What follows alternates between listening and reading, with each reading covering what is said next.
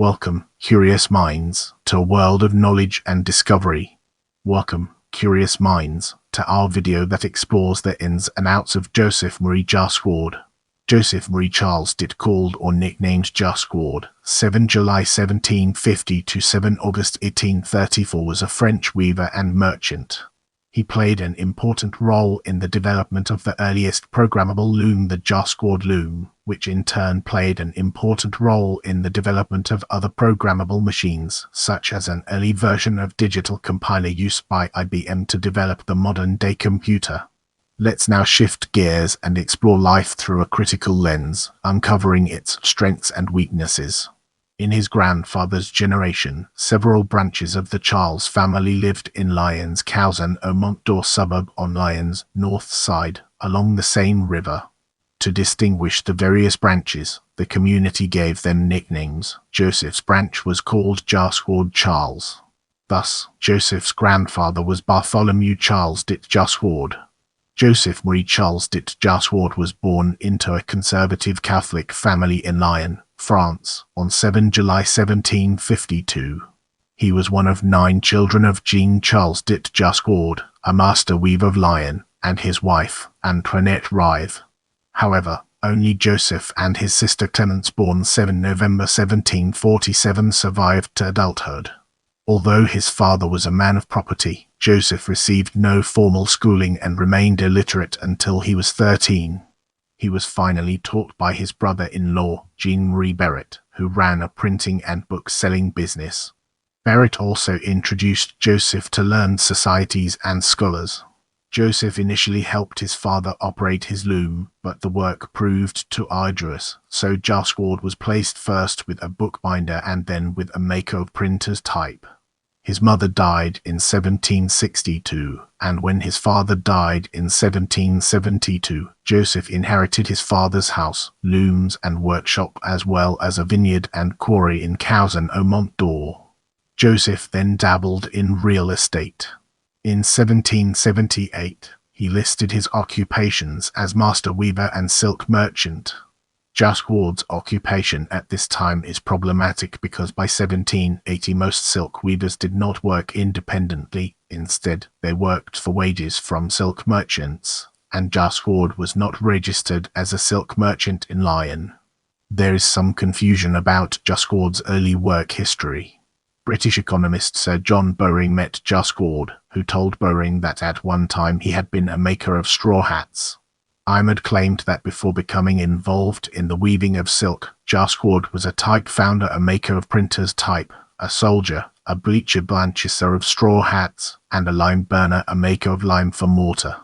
Barlow claims that before marrying, Jacquard had worked for a bookbinder, a type founder, and a maker of cutlery.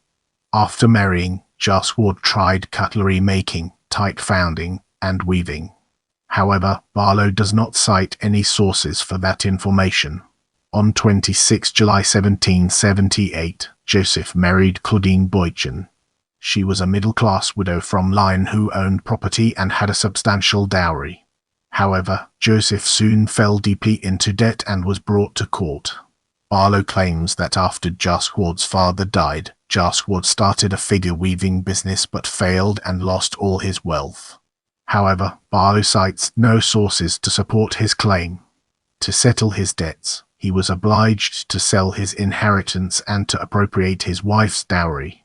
His wife retained a house in Oullins on Lyons' south side, along the Rhone River, where the couple resided. On 19 April 1779, the couple had their only child, a son, Jean-Marie.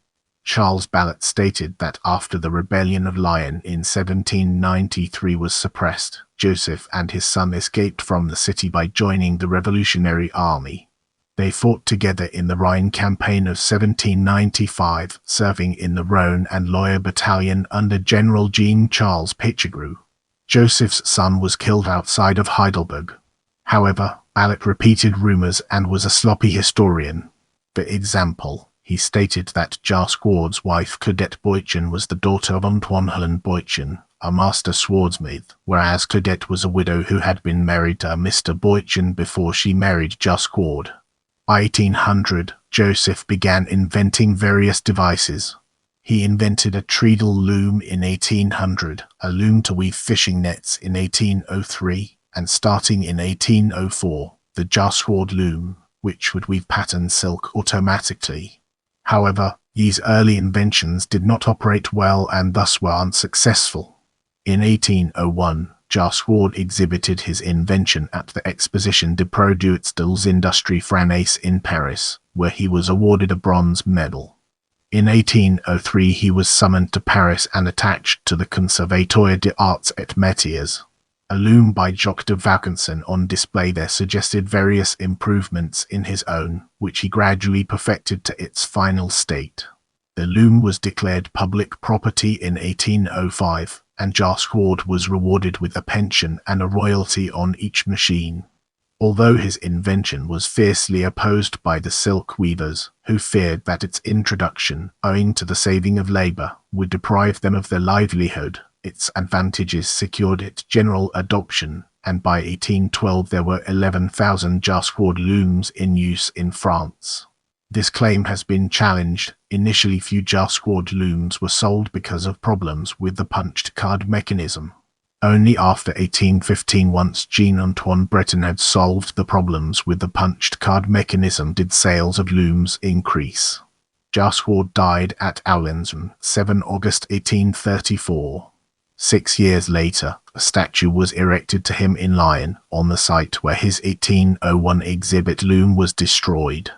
Now, let's shift our perspective and explore Jacquard machine through a fresh lens, unlocking new perspectives. The Jacquard loom is a mechanical loom that uses pasteboard cards with punched holes, each card corresponding to one row of the design. Multiple rows of holes are punched in the cards, and the many cards that compose the design of the textile are strung together in order.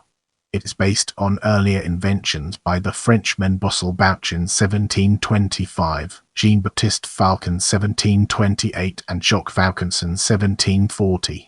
To understand the Jacquard loom, some basic knowledge of weaving is necessary. Parallel threads the warp are stretched across a rectangular frame, the loom. For plain cloth, every other warp thread is raised.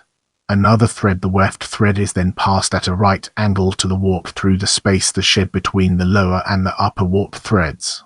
Then the raised warp threads are lowered, the alternate warp threads are raised, and the weft thread is passed through the shed in the opposite direction. With hundreds of such cycles, the cloth is gradually created. Finally, la moyen de J.M. Jacquardage thumb. The most famous image in the early history of computing. This portrait of Jacquard was woven in silk on a Jacquard loom and required 24,000 punched cards to create 1839. It was only produced to order. One of these portraits in the possession of Charles Babbage inspired him in using perforated cards in his analytical engine. It is in the collection of the Science Museum in London, England. By raising different, not just alternate warp threads, and using colored threads in the weft, the texture, color, design, and pattern can be varied to create varied and highly desirable fabrics. Weaving elaborate patterns or designs manually is a slow, complicated procedure subject to error. Jacquard's loom was intended to automate this process. Jacquard was not the first to try to automate the process of weaving.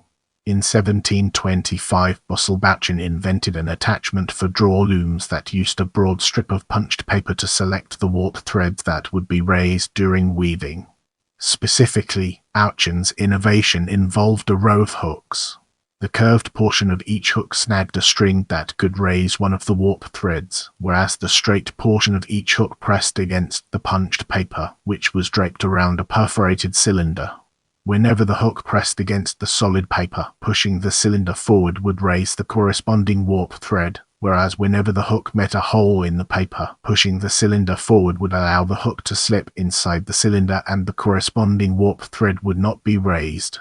Bauchin's loom was unsuccessful because it could handle only a modest number of warp threads.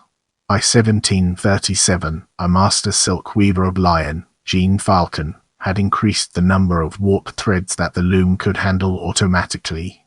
He developed an attachment for looms in which Bouchan's paper strip was replaced by a chain of punched cards, which could deflect multiple rows of hooks simultaneously. Like Bouchan, Falcon used a cylinder, actually a four-sided perforated tube, to hold each card in place while it was pressed against the rows of hooks. His loom was modestly successful. About 40 such looms had been sold by 1762. In 1741, Jacques de Vaucanson, a French inventor who designed and built automated mechanical toys, was appointed inspector of silk factories. Between 1747 and 1750, he tried to automate Bouchan's mechanism. In Vaucanson's mechanism, the hooks that were to lift the warp threads were selected by long pins or needles, which were pressed against a sheet of punched paper that was draped around a perforated cylinder. Specifically, each hook passed at a right angle through an eyelet of a needle. When the cylinder was pressed against the array of needles, some of the needles, pressing against solid paper, would move forward, which in turn would tilt the corresponding hooks.